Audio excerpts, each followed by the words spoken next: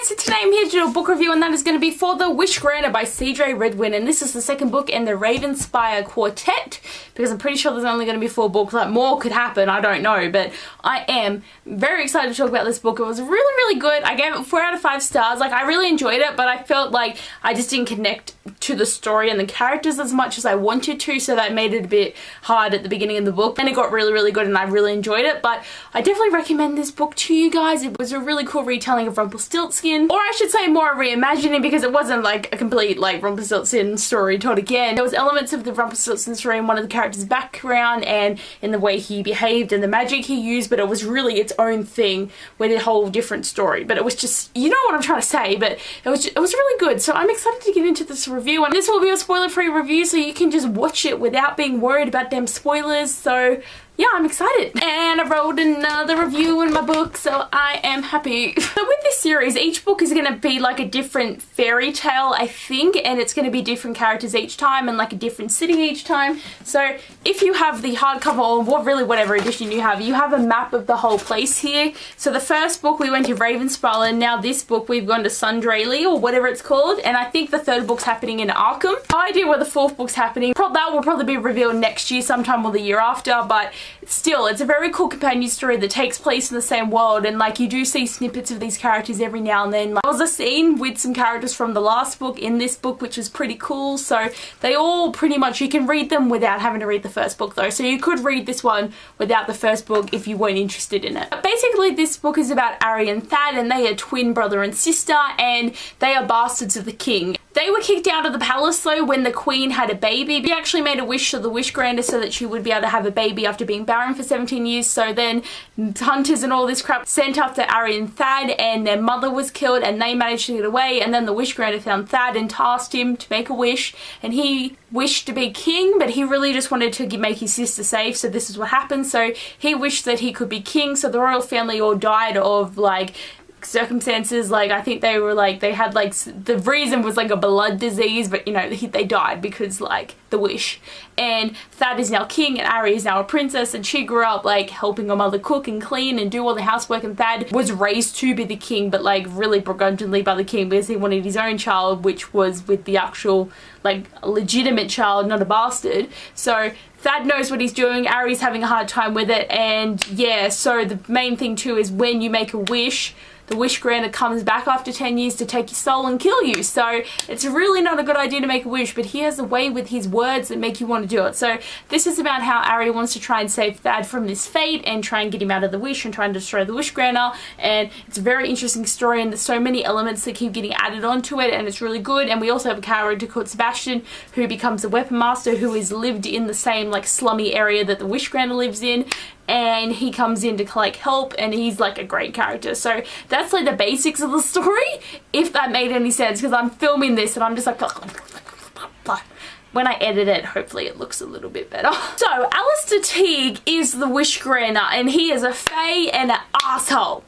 He is a really good villain though. Like, he has just like, he has no mercy, he is mean, he is ruthless, he is horrible. He will kill a whole family because they didn't do what he asked. Like, he will also, like, if someone does something bad, he will kill everyone around them and then save one person to spread the word that, oh, Alistair Teague is the biggest crime lord ever and a bastard. Different type of bastard though. And he just absolutely hates humans, because he was betrayed like a gazillion years ago by a human woman who made the wish of having straw get turned into gold. So that's where the Rumpelstiltskin story comes into it. So she betrayed him, and he hates everyone now, and he just wants to take over a kingdom and the world so that no one's ever going to be able to control him and betray him and kick him out of his own house. And to the reason why Teague wanted Thad, see, this is why you should not have everyone's name start with T, but the reason he made Thad do the wish is so that he could control the kingdom and get the guards to stay out of his business, so he was able to do more openly, killing people and making wishes and just getting everything he needs. He has like a band of thugs, and it's just all over the shop, and it's just know that he is a horrible character, and I just hate him. And he was just, but it was a good villain, like a really good villain, but he just not redeemable at all. He is an asshole, ruthless, don't like him. Ari is a character that I absolutely loved, and she is sort of like mainly the main character. Like, she is just awesome, and I love that she wasn't raised to be a princess. It was really hard for her to adjust and get used to the idea of being a princess, and to act in certain situations, and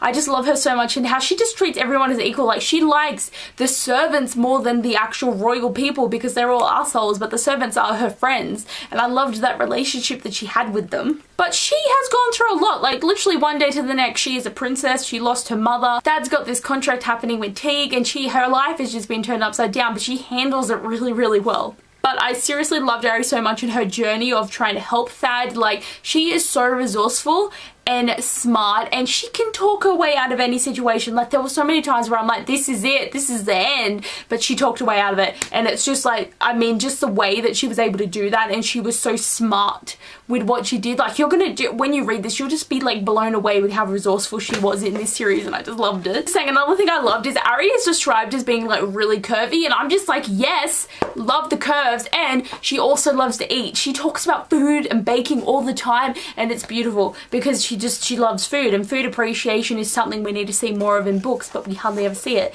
Like food, going to the bathroom, hygiene, periods, you know, just doing general things. Sleep, that's the other one. They're the 5 that I always want to see in books, and they hardly ever happen. So when I see one of them, I'm just like, yes, yes.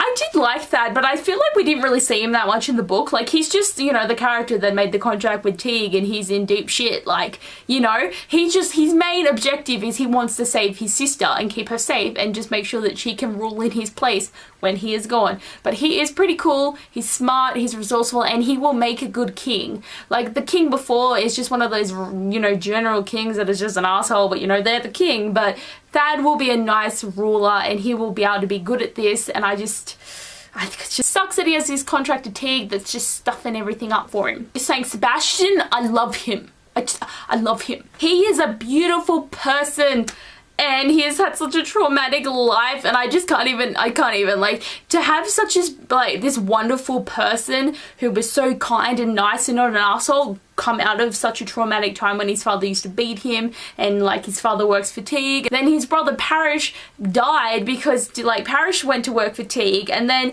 their father killed him. Teague literally asked Jacob, who is their father, to kill his son, and he did it. So like, Sebastian's had such an awful like upbringing in life that he just can't even. So he just wants to get the heck out of here, and he wants to be able to live his own life. He wants to live in a like cabin in the middle of nowhere on his own where he can truly feel safe. So he got a job as weapons master so he could save up money, and that's where he met Ari and got tangled up and everything. But like, their relationship is just beautiful. I can't even. And it is a slow burn, which is just like all you ever want in books, honestly. Just slow burn, amazing relationships that are beautiful, and it just kept me angsty, but like, I loved it so much. Another thing I love about Ari is she's so observant, so she notices things about Sebastian that put him on edge and make him nervous. Like, he hates being in crowds or just generally around people, and like, he braces to get hurt every time someone touches him. Like, he still has these scars from what he went through as a child, and Ari's able to understand that and to help him get better with it. And it's like, he's not going to be okay with everyone, but just for him to be okay with Ari was just beautiful